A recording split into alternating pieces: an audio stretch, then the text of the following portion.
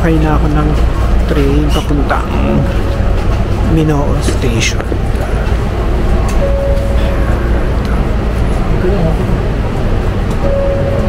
Tapos walk na lang ng 29 minutes. Kaya natin yan. I made it to Minoo Station. Oh, hindi ako naligaw. Ang ganda ng train nila. Oh. Yan sinakyan ko. Maroon. Ganyan. Ngayon, maglalakad na ako papuntang Minoo Trail and Falls. That's around 29 minutes. Oh, mag-exit na ako. Tingnan natin kung magkano yung total fare from Tamba Station to Minoo Station. 5,000 yung niload ko dito. So, tingnan natin kung magkano yung matitira. 3,980. Okay, nagtanong na ako dun sa information. Nagtry ako kasi baka mamaya merong bus. So, wala daw. Lakad lang. Eto, dire-diretso, paakyat. Around 30 to 40 minutes. I think easy lang yan sa atin. Okay, this is it. Let's go! Oh, ito yung madadaanan habang naglalakad papuntang Minoo Falls. Yan. Okay, so isa pa sa mga madadaanan kapag papunta dito sa may Minoo Falls. Diba? Parang meron siyang temple. Right. Ganda. Oh, diba? Sign na malapit na tayo sa falls. Ay, sana lang talaga malapit na. Oh, nagtanggal na ako ng butones, 2, para makapasok yung hangin. Parang masarap dito mag-jogging, ganyan.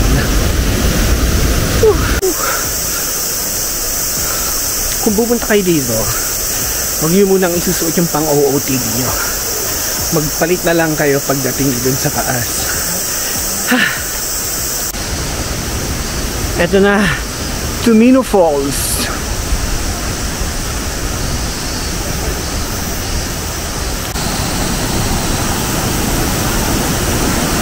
Ayun! Grabe! Ang lakas nung lagas nung tubig. Ah, gusto niyo yan? Tagalog na Tagalog. Ah, oh my God! Ang ganda! Diba? Baler Aurora, is that you? Char! Ang ganda niya! Saan kaya ako pwedeng mag-ano? Ay, doon. Para maganda ang picture and video. Ay. Whew.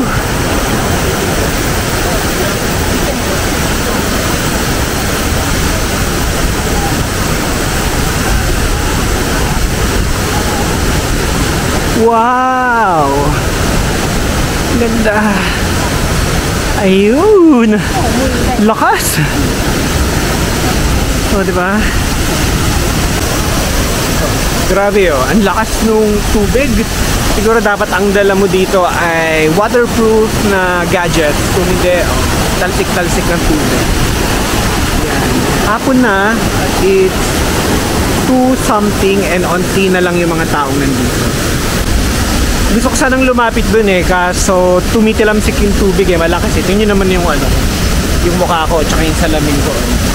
Basang-basa ng droplets. So, hindi natin sisirain tong DJI camera for today's video. Siguro dito na lang tayo at i-zoom natin siya. Ganyan siya kalakas. Okay, so I think this is it for Minoo Falls. O, diba? Kahit pa paano nabisita natin yung gantong falls sa Japan. First time natin makabisita ng falls dito sa Japan. Ayan, so siguro pagbaba ako dun sa may station, hahanap muna ako ng makakainan. Totality 2:30 pa lang, masyado pang maaga. Okay? Dito may nagtitinda, dito lang sa may falls. Ayan, mga merienda. Try ko tong mitarashi dango. Tapos meron din dun parang fish. Hello! Mitarashi Dango. Mag-switch muna pa. Correct? Iniinit pa niya. So, merienda muna tayo habang nandito tayo sa falls. Ayun, merong fish. Okay, so ito na ang Mitarashi Dango. So, kakain tayo habang manonood tayo ng falls. Oh, diba? So, ito na. Ito na.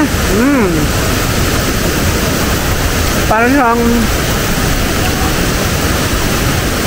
sticky rice na maalat-alat na maalat-alat at manamis-namis yung sauce.